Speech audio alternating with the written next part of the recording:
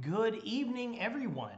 This is Too Many Cards and Dice, and instead of talking about Magic the Gathering tonight, I thought I would talk about my other hobby, which I spend way too much money on, but not nearly enough time, and that is role playing games, specifically variations on Dungeons and Dragons, and this is my preferred rule set Ye Old Moldvay Cook Basic Expert Rules. 1981, when I was but a wee lad of 7 or 8 years old. Anyhow, what I'm going to show you tonight is my DM binder. This past summer, I ran the most organized game I've run in 50 years. And a lot of it was due to this binder that I lugged around to every game session. So anyhow, let me show you what's in it. Maybe some of it will help you out.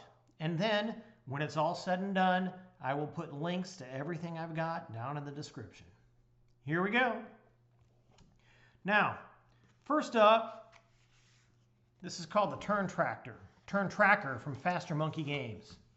And as you can see, it kind of tracks turns, so you know when to roll for a wandering monster, when the torch goes out, when the lantern goes out. Unfortunately, I found this before we could ever play again. So we were on session 7. We just got back to safety. I found this. I put it together. A little bit of an art project. And, well, the game did what games do in the face of adulthood. It took second stage. Also in here, I've got Rumors in Scarab Ray. That is my home city in my game, where it always exists in every world. And it's a variety of rumors. And in the front here, I keep death certificates. These death certificates come from Stormlord Publishing. You can find these on DriveThruRPG. And the first time I had to bust these out, let me tell you, folks were incredibly surprised because, as it turns out, a zombie can kill a first level character in this version of the game. All right, next up, we have this sheet. This is Table Rules and Advice. I did not create it. This comes from Technical Grimoire. And I love it. There's no need to recreate. It's got pictures, it's got words, and it's incredibly useful. And when we would play, I would post a copy of it up on the board so everyone would see and everyone would remember, and it works. All right, next up, I've just got my house rules. It starts with major differences, because all my players came from 5th edition, between BX and 5e, as well as my big house rules here involving the D30, I Know a Guy, Shields Shall Be Splintered, quantum background spells and languages. I want to talk about this. Is when the PCs are first created, the players don't have to write down, oh, I know 4 bonus languages, let me pick what they are right now.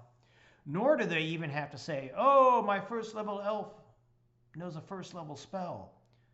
All they know is that they know one, and we don't have to write it down until it comes up in game. And then they're like, suddenly, oh, I know Magic Missile, and I cast it. And then that is the spell that they know. Or as we play, as we encounter beings that speak, it's like, does anybody know this language? And then someone may volunteer, and then their PC knows that language for the rest of the game.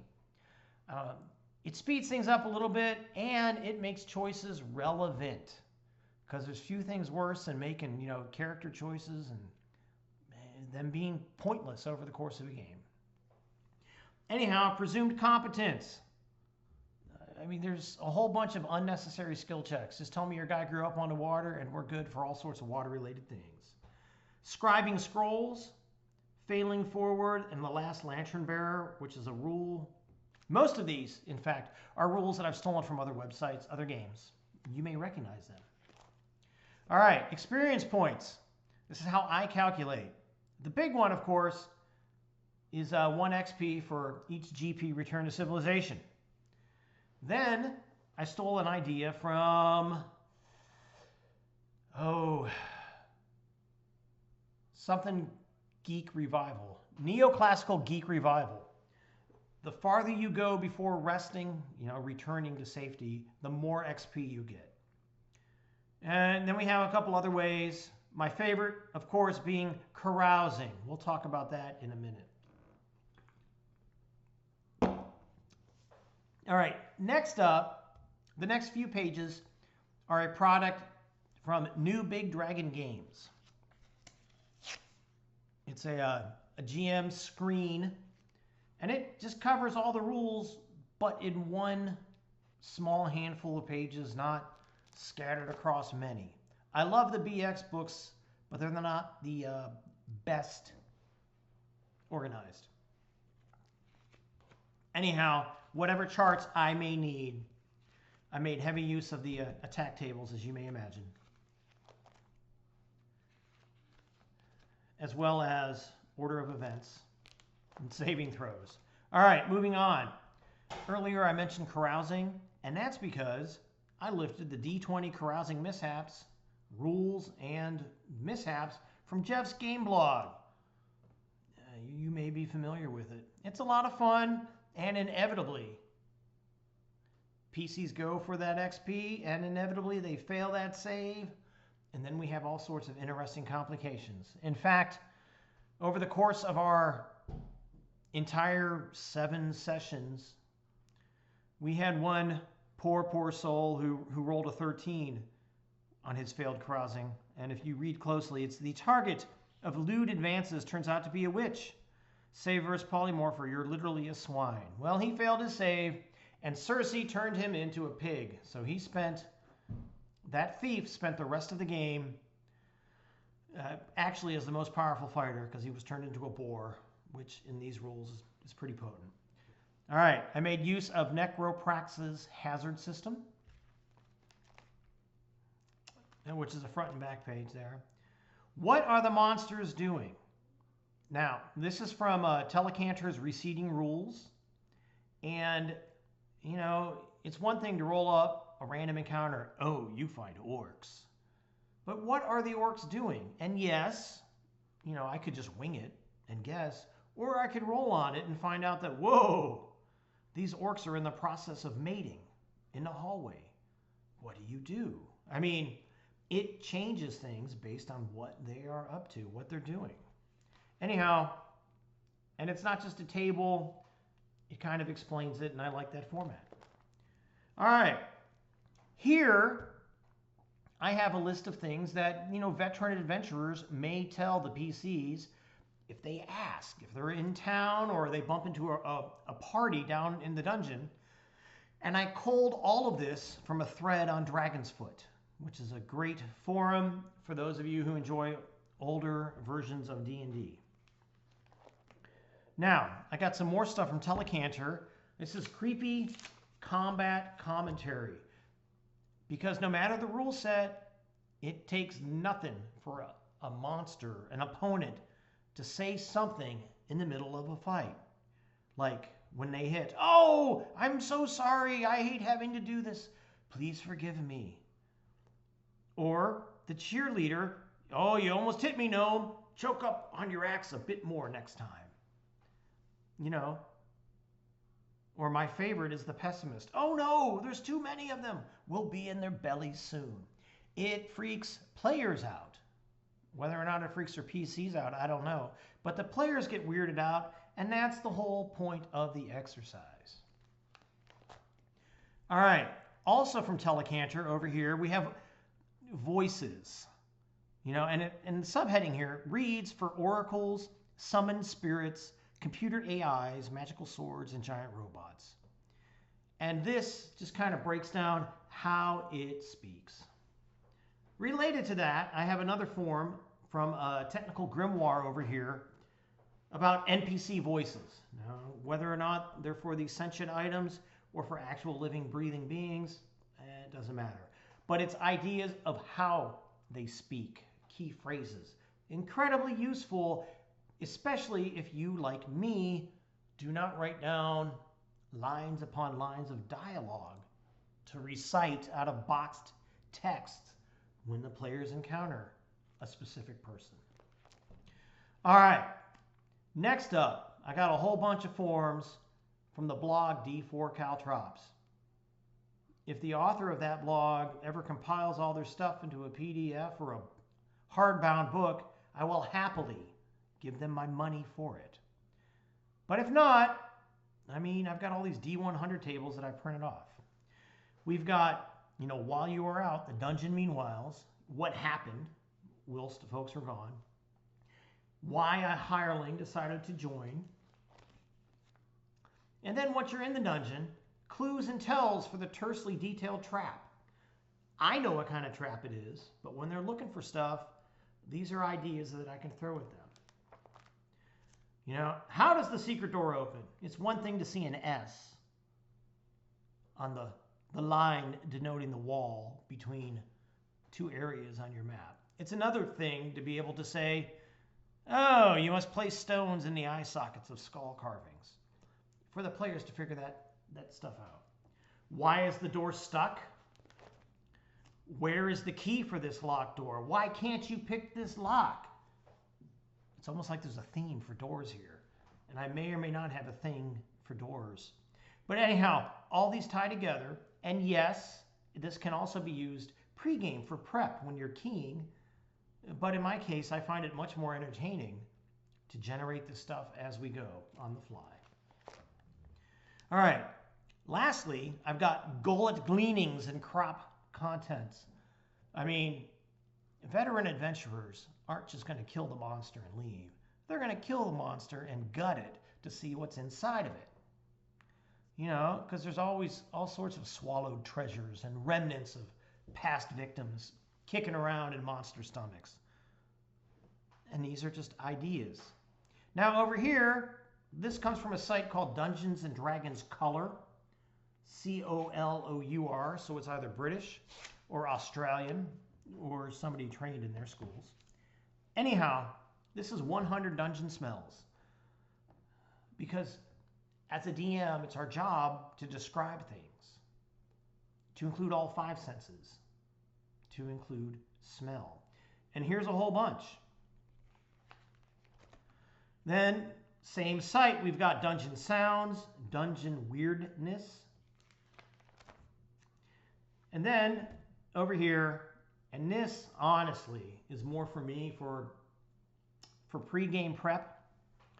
It's a master dungeon mapping key from New Big Dragon Games Unlimited. And honestly, most publishers use variations on this. So if I am using some published adventure, well, I've got this to fall back on. All right, Shuttered Room is a great blog. And over the course of a game, PCs die, which is why I brought death certificates at the beginning, which means they may have to be replaced. And here, for our less creative players, we've got D66, D36 introductions for replacement adventurers. And you just roll, and then you roll a second time. Why is this wanderer hanging out down here? Same site, Shuttered Room.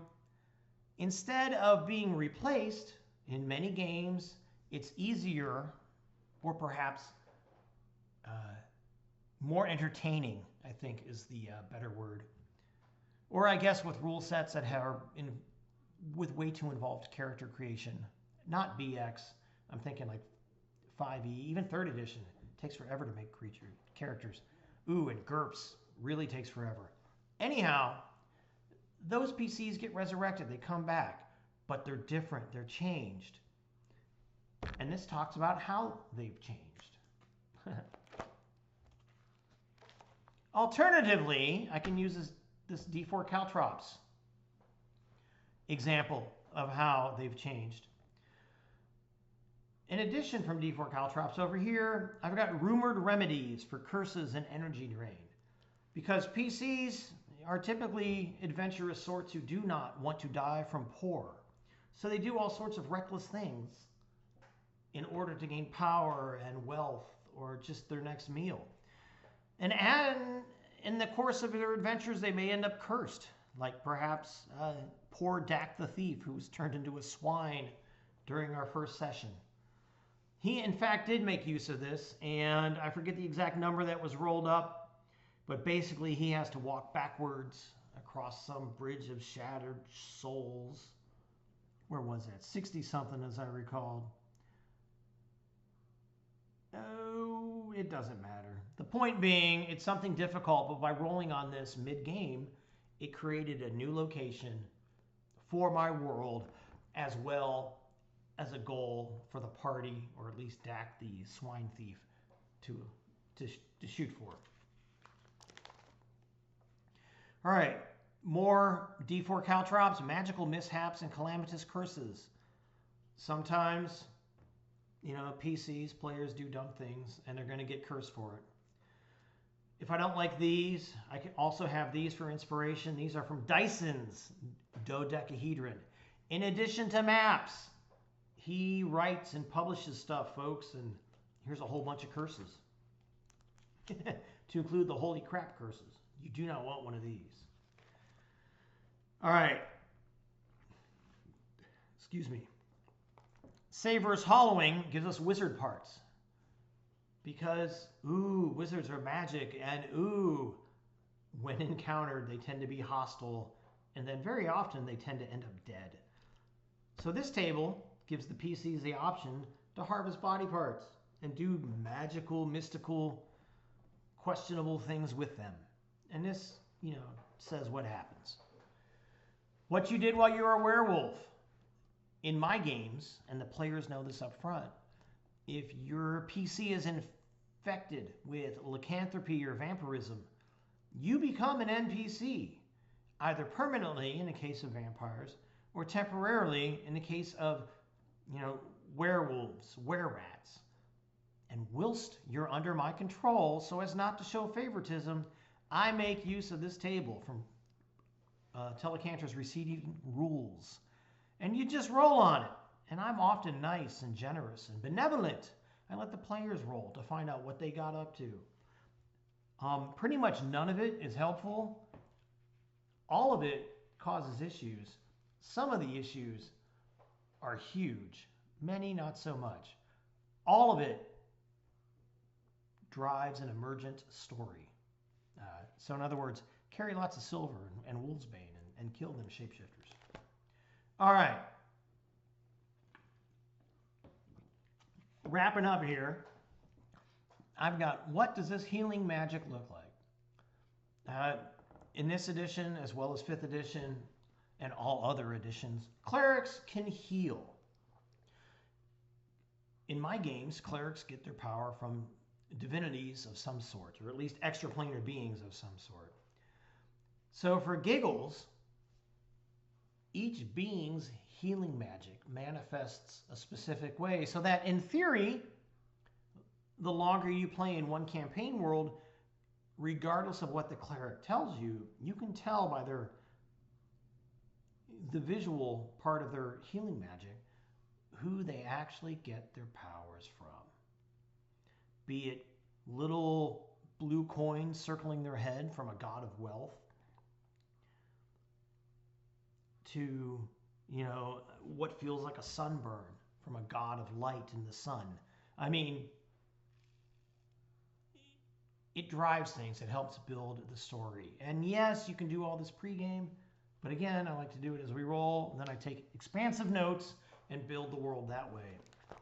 Lastly, I've got 2 books jammed in the back here. 92 tables for the Black Hat and other RPGs, just additional tables. Held together with staples in my very professional fashion here. And then Robin's Laws of Good Game Mastering from Robin D. Laws. It's a Steve Jackson game production, but it covers all sorts of role-playing games, not just GURPS. And anyhow, folks, there you have it. My little binder, what I would carry with me all the time to games. I may not use all of it all of the time, but I use some of it all of the time, if that makes sense. Anyhow, again, I will put links to everything in here, or at least their parent sites, down in the description, and that's it for now. I hope you enjoyed it. I hope you learned a little bit from it, and I hope the lighting was not so bad that you turned the whole thing off. Good night.